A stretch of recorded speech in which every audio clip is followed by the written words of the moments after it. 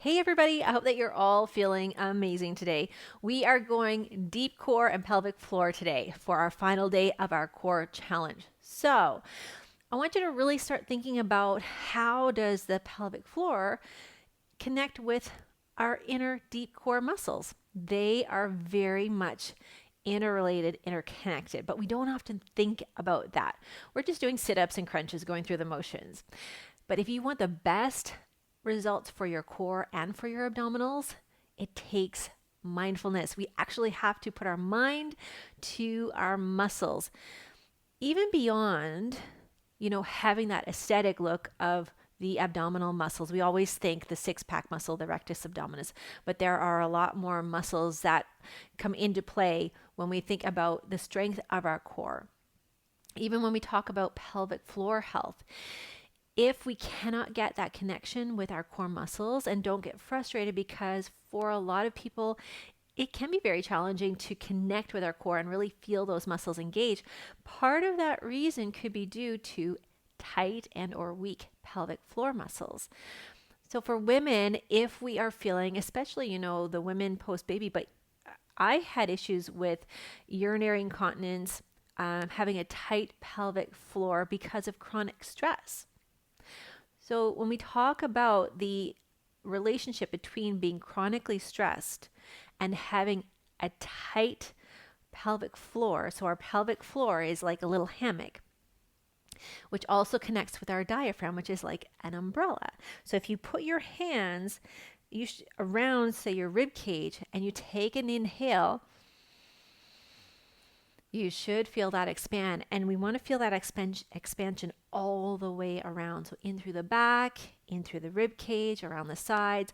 So that's our diaphragm kind of opening up like that umbrella. So as we inhale, that pelvic floor should relax. Then as we exhale, the umbrella closes, and we should feel those pelvic floor muscles draw up. So our pelvic floor very much has a connection to our diaphragm. When we talk about diaphragmatic breathing, most of us do chest breathing. So it's, especially when we're anxious, we're breathing from up here and we're not using the diaphragm. So over time, those pelvic floor muscles can become contracted, hypertonic, overly tightened, and then we start to lose that connection with our core. It impacts a lot of our other muscles. The other things that can also contribute to tighter pelvic floor muscles. So when you think about a dog when it's scared and it tucks its tail in underneath, so we tend to do the same thing, and we clench and we tighten and everything comes together. That's our protective mechanism. It's a biological response. So really think about, where am I contracted? Where am I holding tension?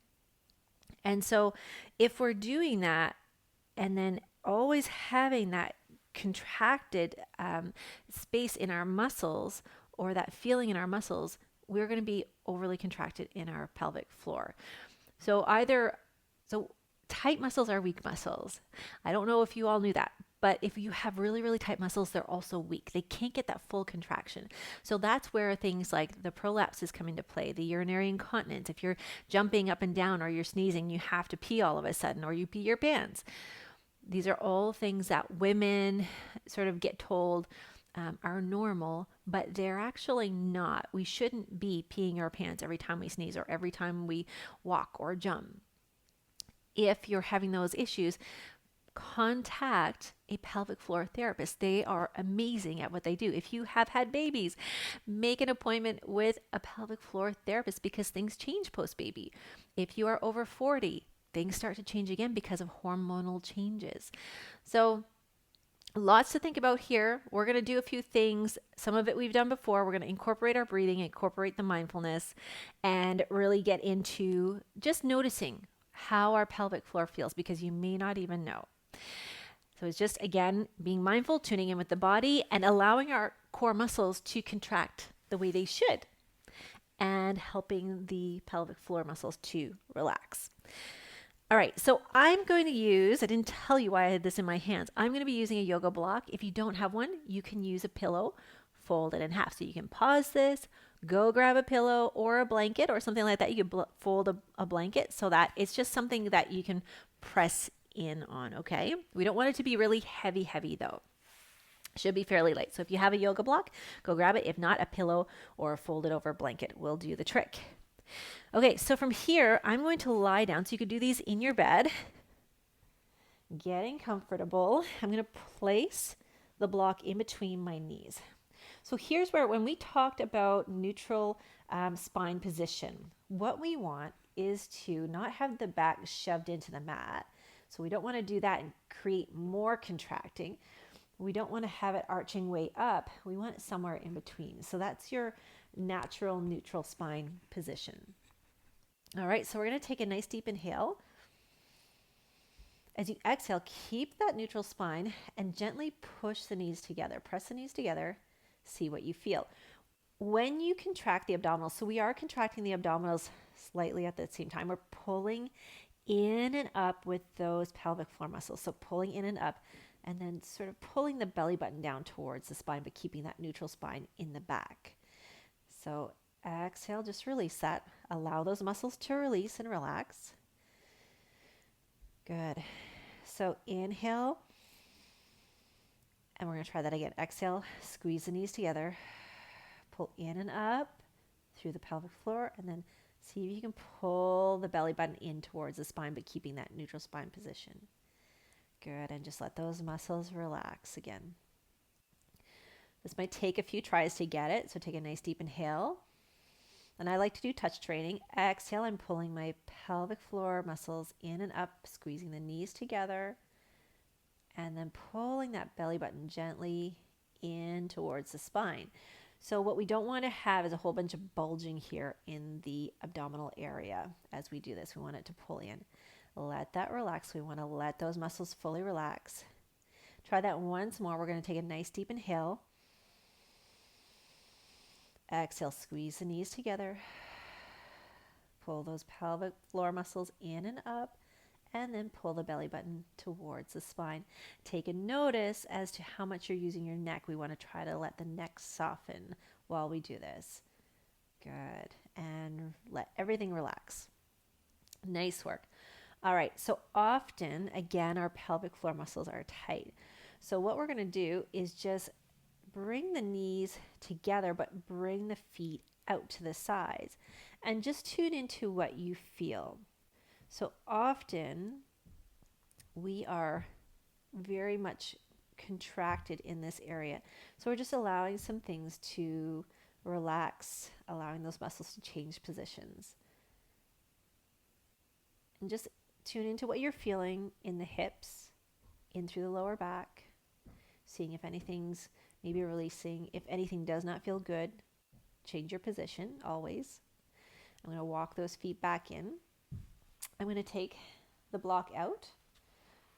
You can just set it aside if you want to. So now I'm going to take my knees and I'm going to allow them to come out to the side. So I'm going to inhale as those knees float out to the side. And then I'm going to exhale, draw in those pelvic floor muscles and bring them back up to center. So inhale, allow those knees to float out to the side. It's to wherever you feel comfortable. They don't have to go way out. It can be a very small movement. And then exhale, bring that back in. Nice job. And inhale again, float the knees out.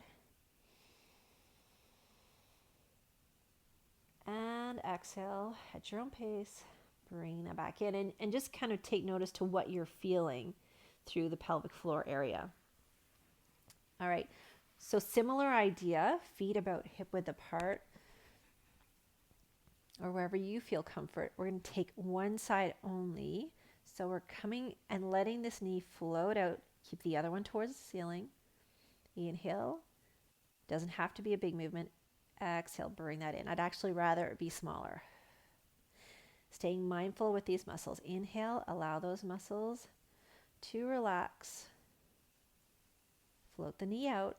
And then exhale, draw that bit back in very gently. Pulling up through those pelvic floor muscles, drawing the belly button in towards the spine. Again, same knee, allowing that to float out. Inhale. And then then exhale, draw that in and up. Nice job. We're going to go to the other side. Take a moment to just allow those muscles to release. And then just check in on the neutral spine position. So we're going to start with the other knee. So gently floating that out. Keep the other knee pointed towards the ceiling. So inhaling. Exhale, draw that in. And also tune into how much work are my glutes doing? How much are they firing right here? Inhale, allow the knee to float out to the side because we don't want those over contracted as well. Part of the muscle, so exhale, draw that in. I'll let you focus here and then I'll explain a little bit of that. Good. Inhale, float the knee out one more time. Allow those muscles to relax a little bit. Exhale, pull those pelvic floor muscles in and up. So remember the hammock and the umbrella. So we're closing the umbrella, bringing the hammock together, and then opening up as we go out and in. So just take a moment to release and relax there. So what we're focusing on with the glutes too, because if the glutes or the hips are overly contracted as well, that will cause tension in the pelvic floor too. So I have issues where my glutes just love to fire all of the time. So I have to really be mindful of that and the positioning of my low back.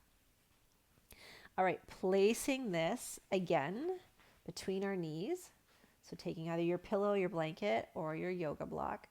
What we are going to do here now, if you're not comfortable with the knees up like this, and you can lift the knees first if you want to, and just holding them up there. So even here, we're squeezing together a little bit, connecting with the pelvic floor and the abdominal muscles.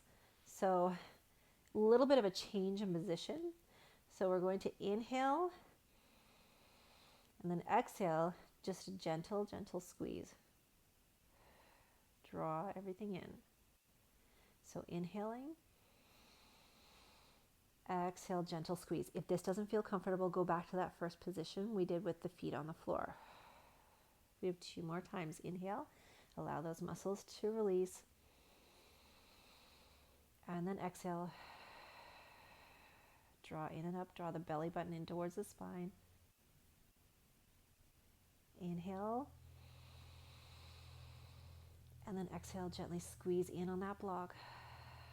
Pull in and up. So this takes a lot of concentration, right? So I hope that, let that release for a moment. What I want this to do is give you sort of that eye-opening experience of when we're doing abdominal work, how little attention sometimes we pay to those actual muscles. We just really go through the motion. We're feeling it in our neck, right? So just remember that you can slow things down and get much better results, and while you're paying more attention, and then you have to do less. You don't have to, if somebody tells me they're doing 100 crunches a day, I ask them why, because you don't have to, right? Okay, so I'm going to hold this block here, okay? So I'm going to go opposite hand to the opposite knee. So from here, I'm just pressing. So here's where you can inhale, exhale, press against the block. Do that same little contraction. Inhale, let it release. Exhale, press again. So you can either, if you want to have your hand here without the block, you can. Inhale, good. So as I exhale, I'm going to lift that other knee up. Inhale, bring it back down. Let that release. Exhale, draw that up. Inhale, and then let that release. We want to have that release in between. So exhale, bring that in. Good. Inhale, let it release. Good.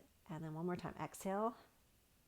So remember, if the knee lift doesn't work for you, then stay with that hold and press. You could even be pressing from down here too. All right. So other side. Getting set up either with the block or just a hand on just above the knee.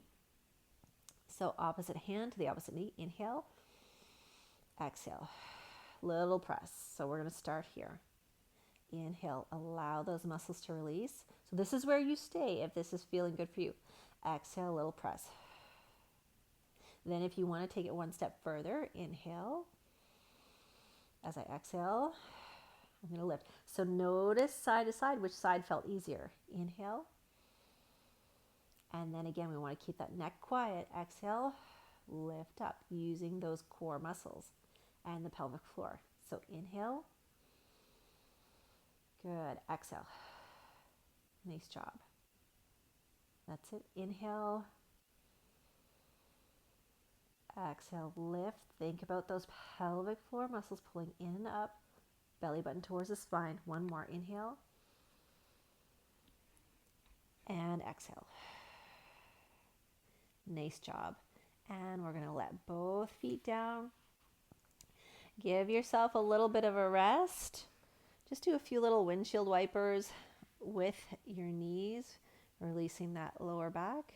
Doesn't have to be a big movement, just side to side a little bit. Nice job. Just allowing things to release. Take some nice deep breaths. Good work. When you're ready, come back up center. So we're going to do a few little pelvic tilts with this one. We're going to do some bridging, not pelvic tilting, but we're going to do some bridging. So take a nice deep inhale. As you exhale, make sure your feet are nice and close to the bum. We're going to lift up. We're also thinking here, pelvic floor, lifting up and in, pull the belly button down in. Inhale, release. Exhale, lift up. So this is sort of your level 1. So inhale. So keep going with this. Exhale. I'm going to hold that up there. Now you can either hold or work on going down and up wherever you feel good. And again, thinking about pelvic floor, in and up, pulling the belly button down into the spine, keeping that connection, keep the breath going. What we're going to do is move the feet out a little bit and then move them back in. Try to switch sides each time. Or if you want to, you can put one foot out, slide it back in, slide it out a little bit, slide it back in. You could also do this movement down here without the bridging. If you find the bridging too intense, you can come down here, okay? So just be mindful about your own body and what it's needing at this moment. So on my mat, I can easily slide. So I'm going to slide. I want to try to keep those hips level. Good. And then one more. Nice job. Beautiful. Bring that down. All right, so bring those knees into the chest. Give them a little bit of a stretch. Just a reminder, through any of these exercises or workouts, you modify to suit your body, right? If there's any strain or pain, we don't want to work through that. So either rolling to the side, we're going to come up, or rolling up. Whatever feels good for you. And then we're just going to do a little bit of releasing here and working through the pelvic floor. Now that we know the contraction, we're going to come into tabletop position. If you need to fold the mat over, go for it. So inhale, keeping that neutral spine. So we don't want to be way down here. We don't want to be way up here. So neutral spine position, inhale. And from this position, now we think about the same thing. We're pulling in and up without curving the spine, and then pulling that belly button towards the spine. So we don't want to curve as we come up. So from here, feel free to move around a little bit. See where you feel and connect. If you need to move the knees a little bit closer, go for it. So inhale, release. Exhale. And we're just trying. It's not perfection. We're just trying to connect with those pelvic floor muscles. Pull the belly button in towards the spine. Pull the pelvic floor in and up. Inhale, release again. And then exhale, pulling in and up. Belly button towards the spine. You might feel some different things, so just take note of that. Inhale one more time. And then last time we exhale, pulling that in and up. And then trying to pull that belly button in. Very good. And release. And then we're just going to come back into child's pose. You can widen those knees if you want to. Let everything release. Nice job. And then coming back up. We are going to do a little bit of arch and curl right now just to help everything release in through the hips. So we're going to arch just slightly the lower back. Lift the head a little bit. These are all just very gentle. As you exhale, we're going to tip that pelvis under and then pull in and upwards with the abdominals and then rounding through the spine. Drop the head and the neck. Separate through the shoulder blades.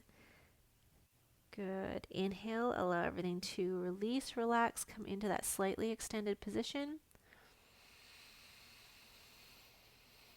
And then exhale, start the process of tucking under with the tailbone, drawing in through the pelvic floor, through the abdominals. As you exhale, just drop the head, release through those shoulder blades. We're going to do that once more. Inhaling into that extension.